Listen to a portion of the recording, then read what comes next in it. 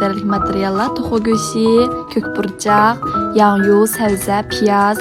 Avval go'shtni 4 burchak to'g'rab olgandan keyin buni bir qacha olib qo'ydim. Keyin piyazni ash 4 burchak qilib to'g'rab olganmiz.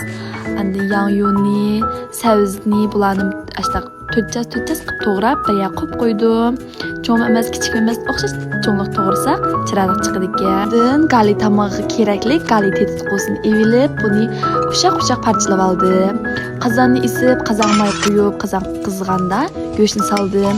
Buni 2 minutgacha go'sht oqargacha chiroyli qilib qurib oldim. Undan keyin piyozni silib, piyozning mezli purg'i chiqqanda ko'kburchak bilan sabzni sevatdim. Buni yaxshi qo'rgandan keyin andan gali tetqosini soldim. Parchalar erkatgacha yaxshi qo'rib, andan suv quydim.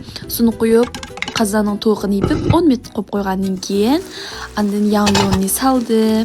Yağyunim sepib bo'lib, yana 15 minut qo'yib qo'ygandan keyin tomoq pishdi ekan. Buni og'zini ichib, keyin taxsiga mevani chiroyli qilib qo'yib olgandan keyin taxsini atrofidan quydim. Shunday chiroyli chiqdi ekan. Andan dasturxonga ilib yedik. Shunday o'xshabdi. Ko'payinglar rahmat, xayr xo'sh.